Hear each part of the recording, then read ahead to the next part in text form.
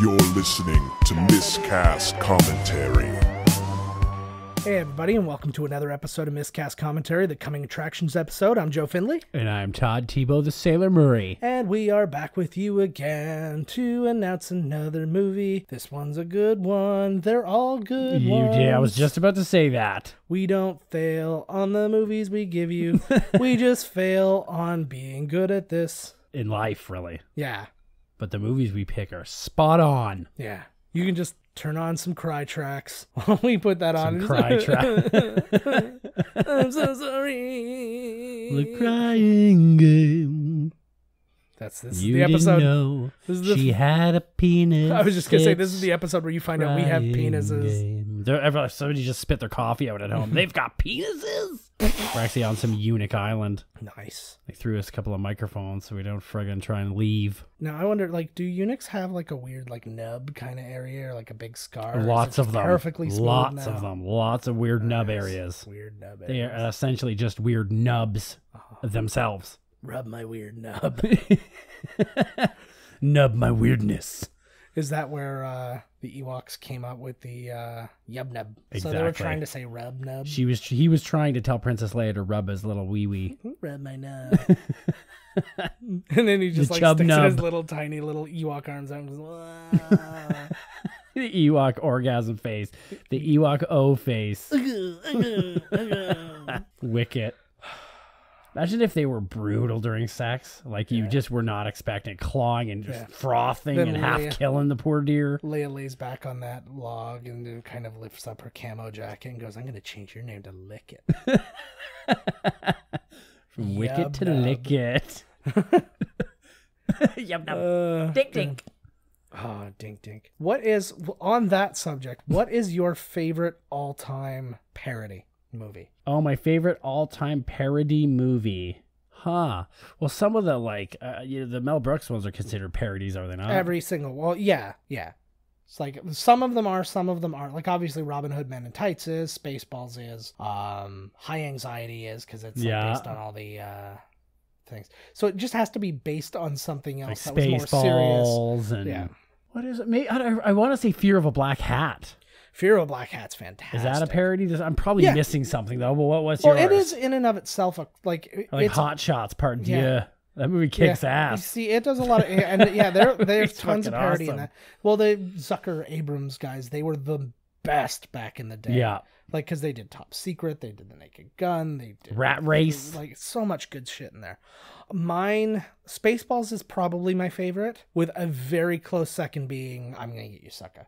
Oh, that movie kicks ass too. That movie is just, it hits everything. I think the problem, well, not even a problem, but it's just kind of the one challenge of doing Spaceballs is when you're covering so many, sci-fi as a overall genre. There's so much to sci-fi. That's what people like about it, is it's so in-depth. There's so much going on. Star Trek is such a big world. Star Wars is such a big world. They parody Planet of the Apes. There's 7 billion of those movies. Yeah. And so there's so much to take from. So you're really having to pick and choose the moments that everybody is really going to know. This is the thing. Whereas you want to spoof the moments people will understand. Yeah. Whereas the thing that I recognize, I'm Gonna Get You, Sucker, it was successful for, and I've mentioned this a billion times, but anybody who hasn't heard of it or hasn't heard me talk about it, it's Keenen Ivory Wayans. That was me. There you go, you did it. Yay! It's Keenen Ivory Wayans' first movie, and it was a spoof on all the old blaxploitation movies like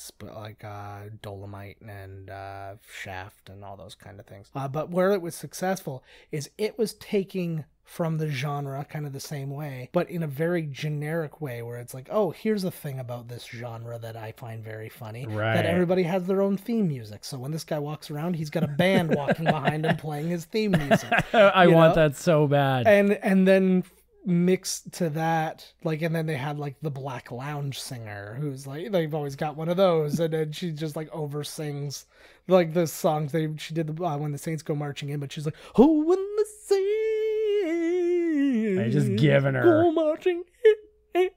It just kept going, which was Kim Wayans. Yes. But there was so much of that, plus they brought people in from that, which I guess Spaceballs did too, because John Hurt was in Spaceballs, playing the same role from Alien. Yes. So Yeah, because Jim Brown is in it, and all the dudes that were in the blaxploitation movies. Jim are Brown, in it. Isaac Hayes, Yeah, Brittany Isaac Casey. Hayes.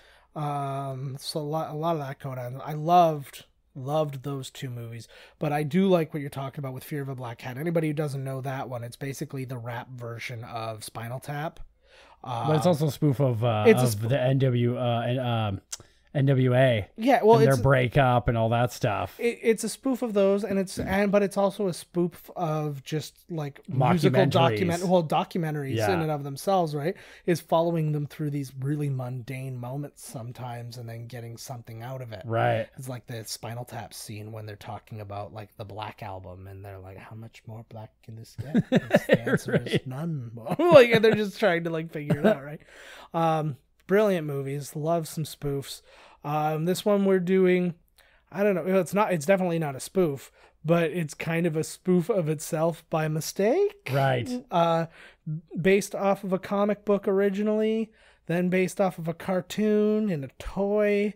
We are doing 1990s Teenage Mutant Ninja Turtles. Oh, hell yes. I love this movie. This movie is fantastic. Anything that has a rap about the plot of the movie yes. at the end, you know it's good. Let's watch a trailer. Please be warned, I have pre-watched this trailer. It's very weird. It doesn't seem like it's real. If you just look up Teenage Mutant Ninja Turtles 1990 original trailer, this is the one you're going to see on YouTube. And it doesn't feel like it's a real trailer at all, because it's not the proper voices. It's a lot of things are wrong about it. I remember this. So, okay, well, I'm excited to check this out here. Give it a watch. Our family grows. The city itself will be our playground to use as we please, rewarding ourselves and punishing our enemies. We've been looking for you, Miss O'Neill. There is a new enemy, freaks of nature. Together, we will punish these creatures. What the heck was that? Looked like sort of a big turtle in a trench coat.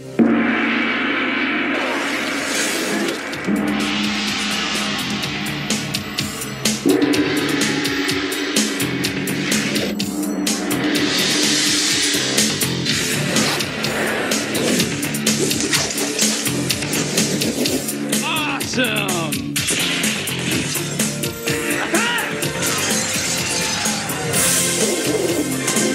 Excellent!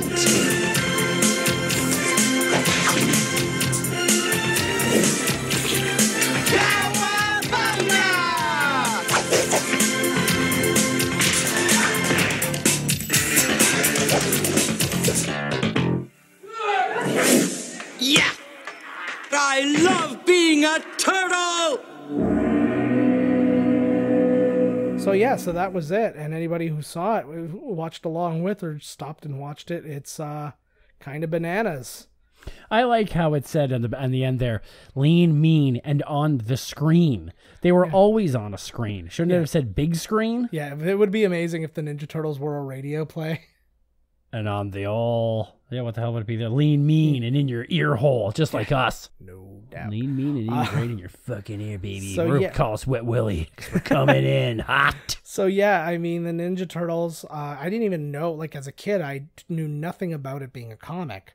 I did not either. No, I only knew about it being a toy One of and a the cartoon, wickedest fucking which I was cartoons out not there. aware. Again, this is something I wasn't aware of as a kid. All of the things we loved, your Transformers, your G.I. Joe, your Ninja Turtles, all that, were a toy before they were a cartoon. Yes. So, and that was a big thing, and we'll learn a lot about that moving forward into the movie and stuff like that, because there's a lot to talk about with this one. Interesting cast, like when you see who voiced people. Corey Feldman. Corey Feldman's a voice.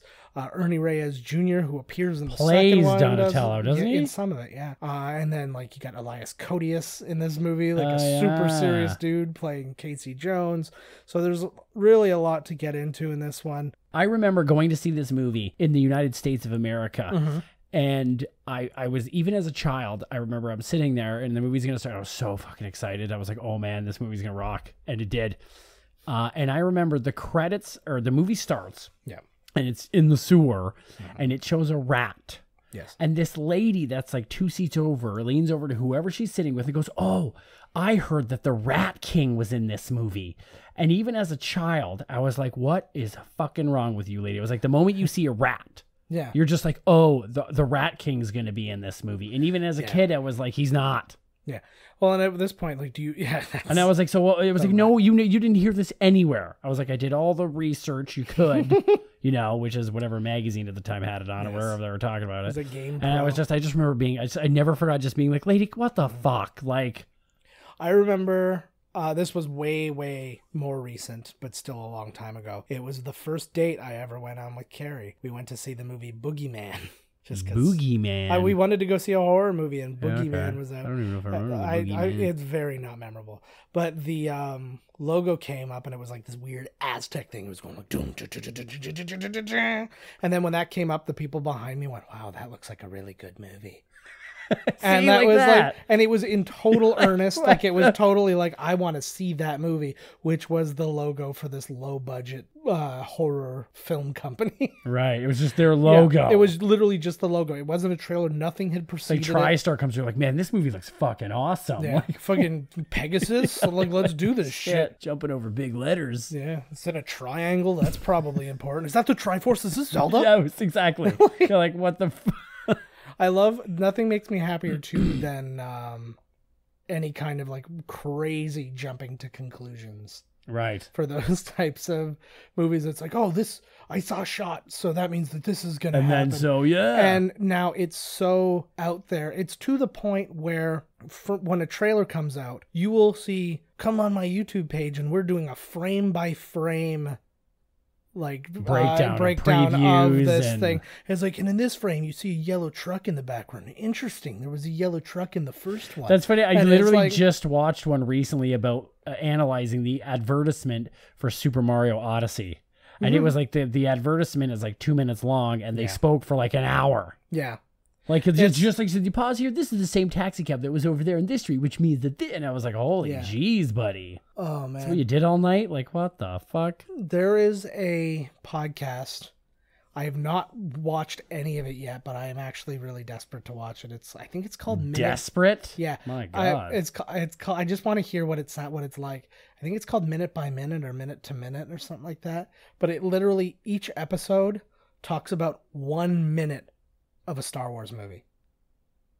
And they just like they analyze 1 minute. They break down that minute in glorious detail. Have they eventually what they'll do every minute?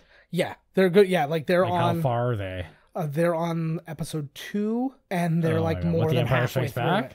No, episode like holy like shit. They're on the second. They're on they're like, so they're almost done. They're starting at 1. They started at 1, so they've done all of the Phantom Menace, and they're halfway through Attack of the Clones. Oh, they're going in that way. That's, to my knowledge, that's what I gotcha. I was like, whoa. But I mean, that's kind of a brilliant thing because it gives you kind of a finite end, but it gives you hundreds of episodes. Yes. And I don't know how long, if it's a half hour, an hour, or what, but like literally they're talking, and like when they describe the episode, we're talking about the scene when Anakin gets off the speeder to when he's in the mechanical area. Like, oh my God.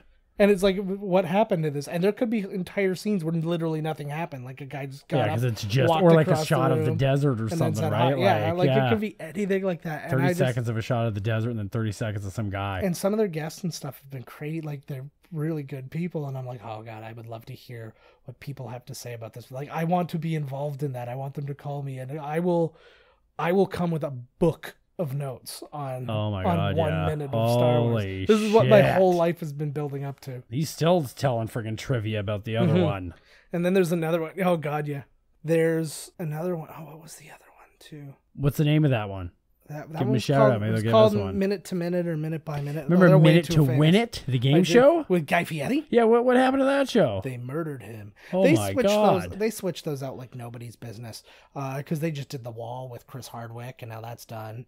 He's on all types of shit now, eh? He is a work machine. He's like a hosting madman. Yeah, well, because I mean, he was doing all the talking, like he was doing Talking Dead and Talking Bad, and then he got At Midnight when right around when Breaking Bad went away, right? And then he does Talking Saul as like a one-off episode, like they usually do it on the premiere or on the season finale. Then they do the same thing for Preacher. Now he's just got a show called Talking on AMC that's filling in that time slot from now on. And it's going to be, he said it's going to be a mix of Talking Dead, his podcast, the Nerdist podcast, one other thing he hosts, and like doing one of his Comic-Con panels, because they're not talking about Walking Dead during these episodes. They're talking about whatever. Elijah Wood. It's on Sunday. Again, we're doing this in April. Elijah Wood is his co-star? Elijah Wood's his first guest. Oh. So yeah, there's a lot, like he's doing a lot of that. And did you watch Preacher? I watched the first season. It wasn't bad. It's my favorite, what do you call it? I didn't care about comics. It. Yeah. What do you call that? Adaptation? You know, when they're all together in a thing. Oh.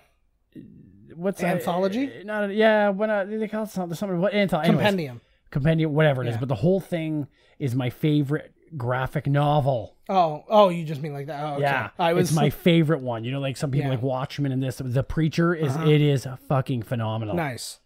Never read it, eh? No, it's killer. I've never read. You can't name actually, you do know the last comic I read because you were there when I bought it. It was 25 years ago, thereabouts. Right. It was it was two of them: Savage Dragon #1 and Pit #1. Pit and Image Comics. I wish I still had those. They might be worth money because they were both actually they were both money. First issue #1s that I had. And Image, I don't know, like a lot of people didn't buy them, so they might really be worth. Somebody call and let us know how much money we lost out on these Image Comics. I loved Pit. Yeah, Pit was good. It's just like a more violent Hulk. Yeah. You know what's funny? You just mentioned the Savage Dragon. I did. And the Savage Dragon fights the Ninja Turtles in one of the Savage Dragon issues. Really? Yep. That's crazy. Yep. And they're real violent. The Ninja Turtles were like super violent. Wow. I gotta find that. I think it was one of the ones where like they fight, but then they're like, it's a misunderstanding, so we team up or something. But I'm absolutely positive. What a fucking weird coincidence. That is weird. I really wish to. I keep forgetting to give it to you. Herpes? Yeah. Oh, you didn't forget to give me that back. No, you got that. Mouth and genital. But no, I in a loot crate a while ago. I think we talked about this on the air. We had just done Big Trouble in Little China. Right. And then like that week I got a loot crate, and in the loot crate was what I talked about, which was the Escape from New York Big Trouble in Little China crossover comic. It's really not that good, but it's issue 1. I think it's a 6-issue series, and it's really just like establishing them as being in the same universe. So there's really nothing happening in the entire thing, and it's really not that relevant. This is the first one. It was the first one. I know. You gotta get revved up. But I keep meaning to give it to you, and then I keep forgetting, and now Carrie's asleep in there because it's very late as we're doing these. So 12 midnight in Canada. That's right. And we're still going. Oh, yeah. Yeah. And remember, when it's midnight in Canada, like we have like 6 extra hours because we have metric time. That's right. So we could add it to wherever we want. Yeah, exactly. If I need a couple extra more hours of sleep, I'll slap 3 on there. Yeah. Save 3 for the weekend. It's like when 25 o'clock comes around, that's when you really start to party. Oh, yeah. That's when you kick it into 4th gear. Metric time. Actually, what was it? Bob and Doug McKenzie, they did a metric time thing one time. It was one of the best improv radio things I've ever heard. I like the dog story. It's on their album. That album rules. I have their album, actually, on vinyl. Vanilla. I have a lot of comedy on vinyl, which is really wasteful, but I got it. No, it's not. Vinyl's come back now. It's a big thing again. Vinyl's cool. Vinyl hasn't gone anywhere. It sounds good, man. It is good. It is good. Sounds real good. Yeah. Something I wanted to talk to you about. A couple weeks ago, we were talking about Saturday Night Live. We talked about Chris Farley and stuff like that. Oh, Patrick Swayze and the Chippendales. So I wanted to talk a little bit about, just because we talk about shit during these. I wanted to talk about Saturday Night Live, like some of your all-time favorite Saturday Night Live performers. Right. And like what thing made you love him or whatever. So like so let's put Chris Farley aside. Okay. Chris Farley. So like and that was true for both of us, more for you, but for both of us. So, like, who else really, really got you? I think Adam Sandler, big time. Yeah. I always found his gibberish talk. You watch, like, Billy Madison now, the first 10 minutes is like, I'm like, oh my God, I can't even watch this. But back in the day, all the voices and stuff he did, I just loved it. It was like really goofy. I just love the whole cast of that cast. Like, Dana Carvey was big for me, too. Absolutely. I think one of my all-times right now is Bill Hader. Just for his, and not for his Stefan and stuff like that, which I did enjoy, don't get me wrong, but I loved his impressions. Right. He did impressions that nobody does. Right. Like they're sitting there, they used to do well, they weren't the digital shorts, but they were pre-recorded things. And it would be like, auditions for Star Wars. And he would be Alan Alda. I saw that one actually. And then he does an amazing, like an Al Pacino. I mean, that one's not as vague, right? But like he just would do these ones, and you're just sitting there, and you're like, oh my god! Like I didn't even, and it's perfect. Like you think he's being dubbed over by the real guy, and it's just like his voices are out of this world. Bill Hader, eh? There was actually a lot of people from that era. I found that after, because everybody has that era. When they're a teenager, that's the one. Mm-hmm. So for us, that was the Will Ferrell was fucking awesome too. But like for us, when we came up, that was the one that had Sandler, Chris Rock, Chris Farley, David Spade, Phil Hartman, Rob Schneider, Dan Carvey for a bit, Mike Myers. Yeah, so it was that group. I was never a Mike Myers fan. No. I always was annoyed that Mike Myers always did like the British voice. He was always like the British guy. You know what I mean? I was like, oh my god, come on. Well, thankfully he didn't continue that into his regular movie career. Right. We could say that pretty definitively. Like there's no movies where he's a British guy or a Scottish ogre. He really stretched out after that. Yeah. Like Jesus. Like make a career off the same voice. I know it. But hey, if although you can do it. He was still funny though, like the little kid attached to the playset, and that was a good one. Good. And Sprockets and Simon, Wayne's World, Simon. You know, my name is Simon. Yeah, so like he did have a lot of good ones. But that was actually a problem I had with our era, specifically that era. It was so many characters. Like you didn't have very many like one-off, like, hey, here's a sketch about a thing. Right? It was just like it's like boom, we have to have Pat, then the church lady, then this, then like that's the ticket guy, and like there were like everybody had 2 or 3 of those, ones. And pump you up, and I'm like, well, that's all well and good, but like nobody realizes that they're not fun. None of them are funny after the first time. Yeah, it's true. It's like you get a few new jokes. Well, what's it called was funny a lot was the man in a van down by the river. Yes. That one was always killer. But that was all performance. Yeah. Because there's no new writing. There's no new, like, it's like the same thing every time. Yeah, it's literally like listening to a song that you like over and over. Yes. It's like, oh, I like this song. Yeah. So I know all the beats, but I like it. And then it gets to the point where you want to hear it. And it's like, and I'm a man by day. And it's like, I'm all in. But, but I found, it was really hard. So you get, those guys are gone, and then you feel like betrayed. And this is where why all the purists, like the people who watched it at the beginning, were like, it was garbage after the first group left. Which was one season. Because everybody says that about their group. Whatever one you watch. Because it was basically, somebody made a comment one time, whenever you were allowed to stay up late enough to watch Saturday Night Live, it was too awesome. So you're like, these guys are the best. Yeah. And then after that, it just became boring to you.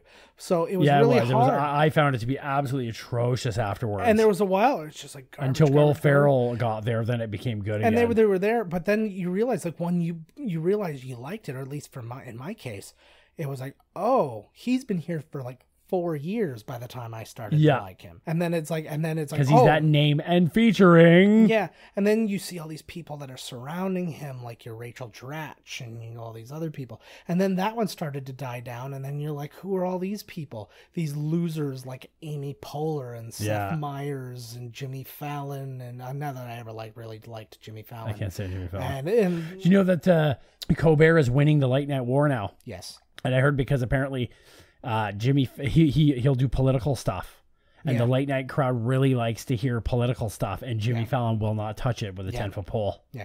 Well, he's not a capable enough writer. No. That's specifically why Seth Meyers is in the position he's in. Right. And Seth Meyers, I am convinced, may end up beating him in the ratings too. He's doing really good. People love him the same way that people like talk about Last Week Tonight and like the bits that they do. Right. And instead they're like, oh my God, they're just tearing, whatever. Like they're tearing the system apart. It's those little bits at the beginning of Seth Meyers, people are talking about everywhere. They're like, holy crap, they were so in depth, so funny, so vicious. Right. And Yeah, and then meanwhile, Jimmy Fallon's playing beer pong with Hugh Jackman. Yeah. Like, it's fucking, like, and I get it. You're supposed to have some fun end of the night or whatever, but it's like people. Yeah, people but at need least to Johnny would talk about the issues and stuff and make jokes about it. He was topical, he was political, he was current. There was nobody like Johnny. Yeah. And I mean, Dave Letterman's the same way too, right? If it warranted it, he would talk about it. Yes.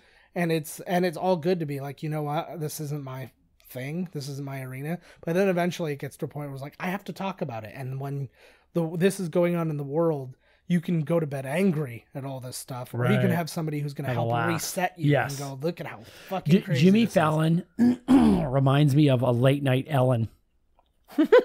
It's like watching Ellen at the nighttime. You're not wrong, but this is it's just all these fun things. Oh, like, hey, we're gonna play this thing, we're gonna sing now. It's always lip syncing and stuff, and I'm like, come on. Well, this is what I may have said this on the show before, but his goal, and Kimmel does it, and James Corden does it, their goal is to have a bunch of things that are popular for the internet. On the internet next day. Little 3 or 4 minute things that everybody can pass around and go, look how amazing this show is. Yep. And then get advertising on YouTube and get whatever. And then those are more marketing streams. I absolutely cannot stand Jimmy Kimmel.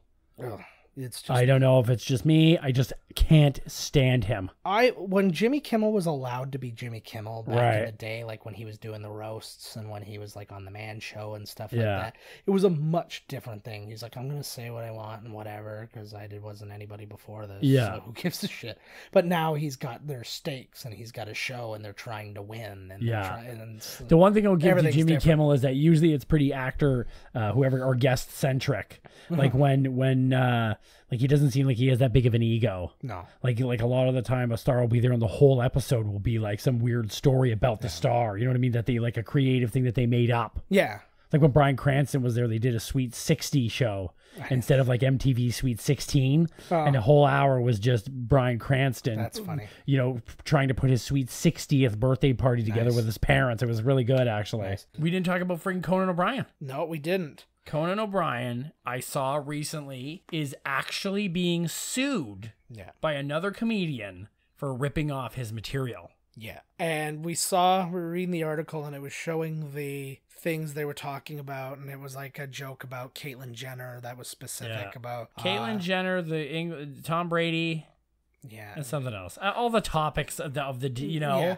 And herein lies my problem. And I'm not trying to be a Conan apologist. I am a Conan fan, but this is how I see it, because I see this every goddamn night. I watch Colbert, Conan, Seth Meyers. So the 3 who write jokes. Yes. They don't fucking play games the whole time. Right. Right. So I'm watching the joke writey yes shows, and all 3 of them, at least 2 of them, are going to tell almost the exact same joke from night to night, because they're all talking about the exact same topics. All the headlines, they make fun of whatever's on the news, and so that's what they talk about. And weird how they're not all suing each other. Yeah, it's strange.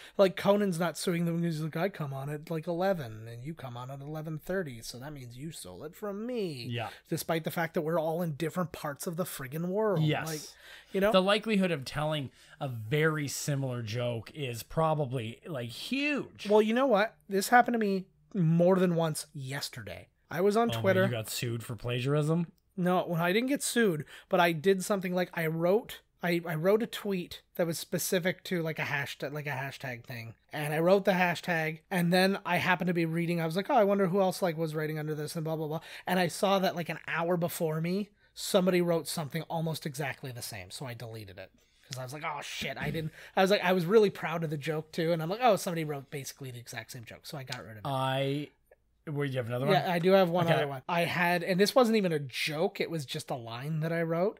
It was, somebody had like, it was a picture of all these different basketball players, and it said, who would be your top 5? And the guy named his top 5 is Ron. It was Ron Funches wrote the tweet. Then I saw that he didn't pick Gary Payton, who was sitting there as well. It was like a huge point guard back in like the 90s and stuff like that. And his nickname was the Glove. So I wrote in my response, oh, no love for the Glove? And that was just my little thing I wrote to him. Right. And I saw 13 minutes earlier said, why no love for the Glove, fam? And I'm like, motherfucker. No. So I deleted that one too.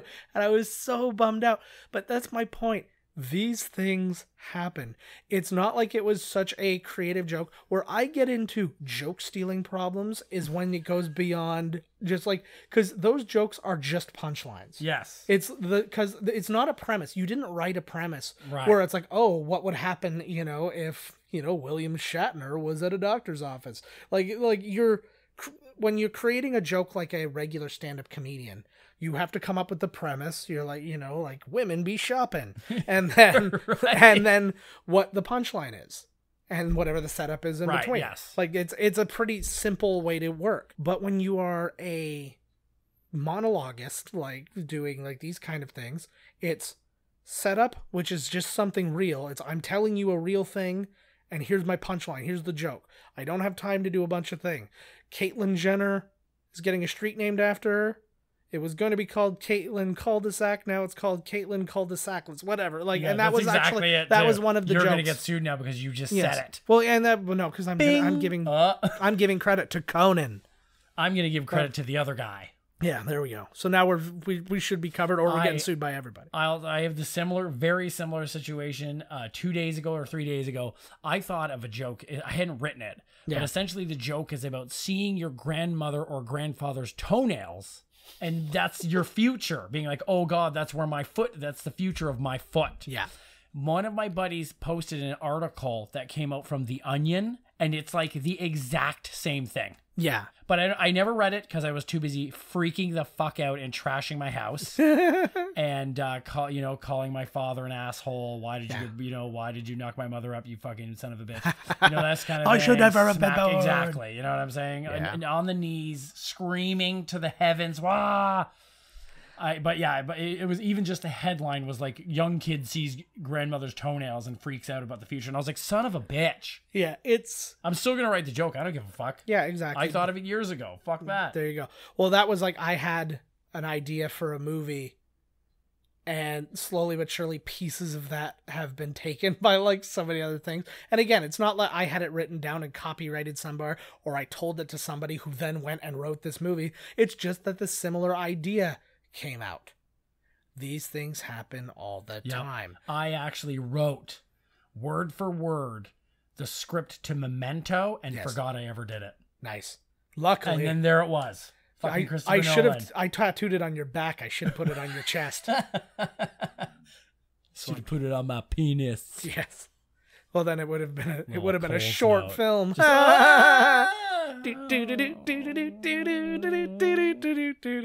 I'm really sad they keep hinting at the fact that Conan's going to be cutting down his show to once a week. What?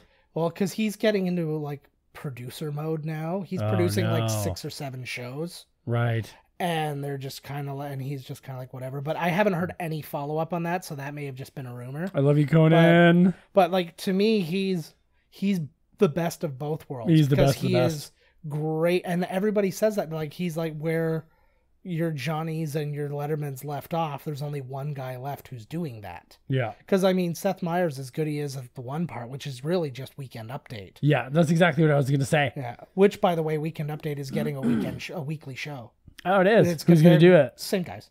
Oh. So it's the guys who do Weekend Update will also have a show, I think, on Wednesday. And then Like, who does it now on SNL? Michael Che and Colin Jost. I don't know who the hell that even is. Both hilarious. Are they good? Both really funny. Oh, good. They're probably the best team to be around in a long time, probably since Tina Fey and Amy Poehler. Oh, nice. So I don't know the cast. I don't watch SNL a lot now. It just kind of pisses me off. I don't know. I like it. They fired 2 of my favorite guys though this past year. Taron Killam and Jay Farrow both got fired. What are the guys that were on the show? They were like They just the 2 keep that best Keenan guys. on there though. Well, he probably cost Holy them. Lord. Well, he's in Tim Meadows mode, right? He got the $9 billion year contract. Yes. And he's like, as soon as I'm dead, I'm out of this thing. I can't stand him either. He sucks. See, well, it depends on what he's doing. Yeah. Because there's some things that he's really like that. Again, just silly sketch, but what's up with that?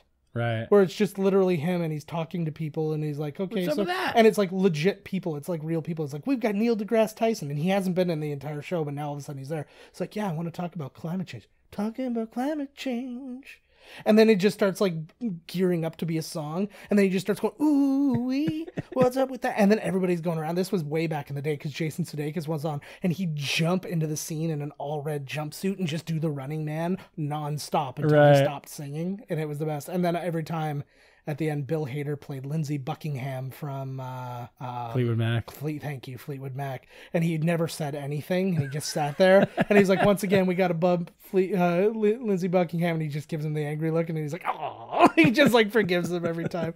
But it's such a good. And then they would just have random 80s things. He's like, coming out now, Jake the Snake Roberts. And then it would just be some, like, it'd be like Bobby Moynihan. Right, dressed dressed like as Jake the Snake. With like just swinging around a snake. It's so good. And like, if you really take the time to look at these casts, and there are casts like between like the one we came up with, right? And like in the 80s where you're like, oh yeah, but the 80s were garbage. Then you start looking at people who were in there though. And it's like, oh, when Eddie Murphy was, well, Robert Downey Jr. and Anthony Michael Hall were on for a season. Julia Louis-Dreyfus was great on there. Met her husband on that show. But she was on the same time as Eddie Murphy, and Joe Piscopo, who was actually lined up to be the star of the thing until Eddie Murphy was like, no, I'm gonna take this. Yeah, this is mine. But then like Billy Crystal was a cast member, Martin Short was a cast member, Christopher Guest was a cast member, Harry Shearer. Those were the years though when they added guys, and some of the purists were not happy. Well, they were. Because it was Martin Short and Billy Crystal, and they were doing characters that they'd made up on other shows. Yeah, it was really a panic thing, because what would happen is everybody's like, this is garbage, it's going to be canceled. And they're like, no, we're doing this. We're adding youth. So here's a bunch of young people. This is garbage. Oh, forget the youth. We're bringing in veterans. Yeah. This is garbage. No. And then it's like, just do the thing. But this was all during the era when Lorne Michaels didn't work on the show. That's right. So, and that's the thing is networks, like the network executive. And again, these are the people who are in charge of something creative, but are thinking only about business. Yeah. And it's like, oh, the people don't like that, so I'll give them that. No, you got to give them a minute. Like Seinfeld was like way down on the list for the first couple years. You have to establish that. Well, no, because they want an instantaneous monster hit. And the moment it's like, okay, so the show's been on for 15 seconds. What are the ratings? Cancel it. Yep. Well, and that's what happens now with Saturday Night Live. And what happened every time since Lorne was there. He's like, we're bringing all these people. I'm bringing on this guy named Billy Murray, and I'm bringing on a Chevy Chase. He's like, you know any of these guys? And they're like, who the fuck are these guys? Yeah.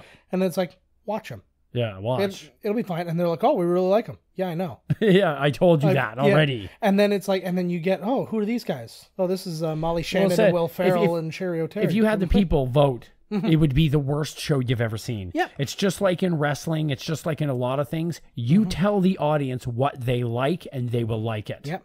Unless it's something so god-awful that it's like, okay, I can't handle this. And comedy is a little bit less forgiving for that, but it needs time. These people need to develop their characters, and you got to remember that they come in to this like huge establishment super nervous. Green. And like, but now you see these people, like, who would have thought Kristen Wiig would have come out? Like, she was in literally every sketch towards the end. Oh my God, too much. And it was just like way too much. But she would play but she had no ego about it. She would play the smallest role in a thing. She would just be like the wife of the secondary guy. Or, like, she just, people wanted. Well, she was good just to be in a skit, like Farley or somebody. Like, just put him over in the corner and just show him once, and the people will laugh. And they'll nail it. And now that's Kate McKinnon, who just friggin' she's the blonde one who does the Hillary Clinton impressions, right? Yeah, and and every character she does, she destroys. She does this great character. She's done it with Louis C.K. twice, but she's done it with other people. It's about the last call at the bar, right? And it's like she's the most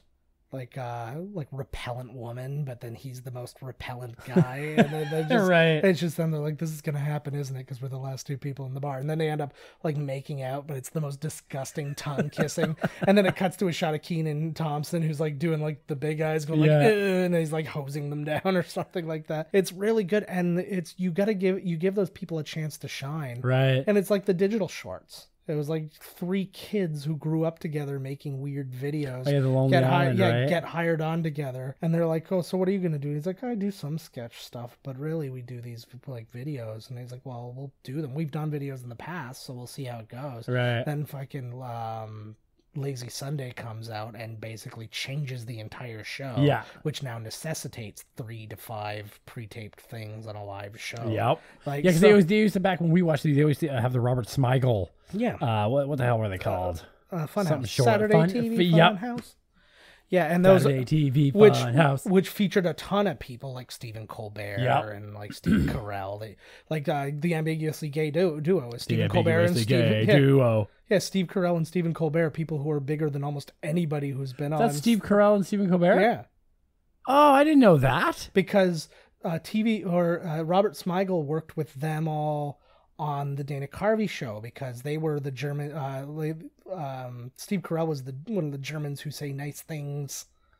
He was? Yeah, and On he- the one season of the Dana Yeah, Carvey show. yeah. Mr. That show Holland- was awesome. That was one of my favorite all-time sketches. Man, I love that show. Mr. Holland's Opus is the feel-good movie of the year. Yes. And then they were the ones who they would order from the. That's a good piece of trivia Yeah. right there, man. Yeah, they would order from the drive-through, and then they'd give them Drive the money, off. and they go Drive drive off off, and they'd be laughing. like, "What? Like You guys you like, paid?" what the hell? Yeah. And then it all gets canceled because Bill Clinton has 8 nipples. Is that what did it? Yeah, they When got. he He's was like, "I'm gonna feed the feed children." the nation. I'm Yeah. gonna feed. He's got all these nipples. Yeah, and that was the thing that got them thrown off the Oh air. my god. But this, yeah, because he really does have 8 nipples, and they're This like, was oh a- my god. This was a show who had geniuses working on it. So you had Robert Smigel, Stephen Colbert, Steve Carell. There's other, look it up. There's tons of people. Dino Stamatopoulos from he's in Community. He was a writer on Conan. No He's a writer, shit. Like these people are heavy hitters. I think Louis C.K. was a writer on it. Whoa. Like it was giants, and that thing would have taken off. And it's the small sketch shows really get ignored. Like Ben Stiller show. That was The a Ben good one, Stiller too. show is one of my all-time favorites. was a killer one. And that was one that like really thrived on a small budget. Like you can tell by the people they were getting as like guests. Like Bobcat Goldthwait was the biggest guy, Yeah. pretty much. And it was like they got like Dennis Miller, Colin Quinn when nobody knew Yeah, Colin Quinn. yeah. Friggin' like Hervé Villachez who played Tattoo in Fantasy Island. The plane. Like Yes, that's Casey Kasem. I think he said the same line too. I loved that show. Yeah. Oh, it was so good. It was so much of that, and a lot of like things that you see him doing later, like in what's it called, Starsky and Hutch, when he's playing that older character. So come on, do it. Yeah, do it. That's directly out of the Ben Stiller It show from totally like is. 15 Yes, years it is. before. Yep. And who was a writer and producer on that show? Judd Apatow. Oh, he Got- was. That got Holy all, shit. That got everything all started. And who was a Wow. writer producer on that one too? Dino Stamatopoulos. It's weird how they have all that crossover shit, eh? Well, it's in because- the beginnings of all their. Because funny is funny. Like Yeah. it's like these are the people I need to be a part of my world. And that's like why actors, especially in comedies, work with the same people so often. Like Adam Sandler works with this core group of people All who the are his time. friends. And why we may not Seth like his Rogen, monies. same thing. Yeah, exactly. It's like it's twofold. One, we know it's going to, like, we know this works. This group works as far as chemistry and all that kind of stuff. Yeah. And we can riff off each other and we Yep. do other stuff. And two, if it's not going to be good, it better be enjoyable for Yeah. us. Like, you know? So, Like for the people involved. yeah. Yeah. So if you guys got any sketch shows we're not thinking about, like, email in. Let's hear what you guys like. Yeah, maybe there's some weird one on Cable 10 where you're from that we never heard of. That's awesome. Yeah, who knows? Like we had Captain Video. Captain Wasn't Video. skits, but it was kind of the same. You'd introduce music videos, just be crazy. If you get the opportunity, there's a documentary out there called Beauty Day. It's gonna be a beauty day. He is the man's actual name is Ralph Irwin Zavadil, and which I honestly thought he made up. I'm like, I there's did too. no way. But yeah, this guy, he did a Cable 10 sketch type show where he did like weird stunts and stuff like that. And it was so funny. It was, again, right at that time in our lives when we needed it the most. Yep. He was there, and then he almost got a TV deal, and then that fell apart because he got arrested for pot. And then that was like, everything went to pot. so Now, if this was this day and age, they'd be like, have some pot and here's your TV show. yeah, exactly. Like, what the frig? Yeah, most shows now you go on at midnight and then Doug Benson is on and winning every time. Actually, no, Doug Benson hosts a show called High Court now, where he Somebody told me about this Yeah, show. he literally- He's smoking weed the whole time. Well, that no, he like what adjudicates. Yeah, or what whatever happens you call is it, right? he goes out into the court and he listens to their case. Then he goes back with his bailiff, which is always a guest comedian, and then they smoke pot, and it's always a different thing. Usually it's a bong. And then they just talk and they just work it out, and then they just make any random decision that they want. Because like the one guy, he's like suing for $5,000. Is it for real? Apparently, like the cases or whatever. It seems like it sounds very actory, and you're like, oh, these are actors. But then when you hear them like do interviews, they're like, it's 100%. These are people who are presenting and they're acting up because they know it's not like a court trial. Right. And they have signed an agreement, like a mediation agreement that says whatever he decides is the law. Wow. So, now it won't be enforceable by law, but it will be like, you guys agreed to this by contract, so now this guy can sue you for real because you didn't agree to your contract. You're sentenced, smoke weed with the judge after the case is over. I don't want to. It happens with all the hot girls only. Yeah. You gotta come back and smoke weed with me and Snoop Dogg, the guest star. There's so many of those guys too. All right, I think we're gonna wrap this one up because we got to get into wrap it up, baby. Wrap it up like Doug Benson's wrapping up his cock when he's smoking weed with some little ladies at the end of High Court. Wrap it up. Yeah. I just did a hand signal like he did a weird Joey Gladstone hand signal, but for something that wrap it up. Okay, so basically he folded something over like a gordita, then he pointed at his wiener. Yeah, or thereabouts, where wieners would usually be found on a man, and then he exactly on a regular man. Yes, yeah, I just made a new one. His kind of like too legit to quit. Yes, too legit, just like us, too legit to quit. Music really. You're like, hey, they're still talking. Yeah, music really failed us sometimes back then. Oh man, no. Like sometimes it was amazing, and then sometimes I'm like, it wind really... us. Yeah, this ain't a fail, buddy. Those hammer pants. Holy Jesus. Nice. I used to wear a lot of pants that looked like hammer pants just because they were way too big for me. That's the style of the time. I was expecting to get fat. I just didn't know when it was going to happen. It happens much later when you've got rid of those pants. Yeah. That saying you told me, a bag of chips a day keeps the doctor away, that's not true. Oh, no. No. No. I almost died. Not at all. Yeah, me too. Oh, well. I'm still going for it, buddy. Nice. Fuck it. Yeah. That old Farmer's Almanac book would not steer me wrong. If I make it to 40, I fucked up. My wife doesn't like when I make those jokes. He bet against himself in the life pool. Like, oh my God. Like, he's rooting for it. $15? He's like, I gotta die tomorrow. And you bury me with that $15. I don't want this to bring joy to anybody. Okay, guys, we're going to do this. Here's a little game. Does anybody remember what movie we're doing next week? Oh my God. I don't even remember what movie we're doing. They're heroes in a half shell. Something about crabs. Oh my God. That teenage Superhuman Sam. Oh no, what was it from Tiny Toons? Teenage Mutant Ninja Turtles. So it was like the preteen Superhuman something Samurai Slugs. Something adolescent Samurai Slugs. The iodizer. Oh God, yeah, he just has salt. Salt shakers for fingers. Good times. Salty dog. Well, while you go and try and look up clips for that, get yourself ready. Go find yourself Teenage Mutant Ninja Turtles, the 1990 version, not the one from 2014, not Secret of the Ooze, not Turtles in Time, not the cartoon, not the coming out of their shells tour. I didn't remember that. No, I didn't remember that until I was like listening to a thing and they started talking about it and I heard clips from it and then they were like, yeah, they're just turtles that don't wear shells. They're wearing like jean jackets and stuff like that. I'm like, what? It was the crazy. I remember somebody had the VHS and it was like the live show and I was like, this is awful. That is awful. Yeah. Anyways. Okay. So it's not that either. So tune in next week. Watch along with us. It's an old classic. Hopefully it's an old favorite of yours. Old classic, eh? Well, for us, it's classic. Okay, how old are we going to be when Turner Classic Movies shows Ninja Turtles? I'm terrified to say the number because I'm 35 right now, and if it happens before I hit 45, I'm going to kill myself. You were going to anyways. Solid. Win. All right, guys. Tune in next week. Get in contact with us. You know all the ways. Miscastcommentary.com. You know how to email.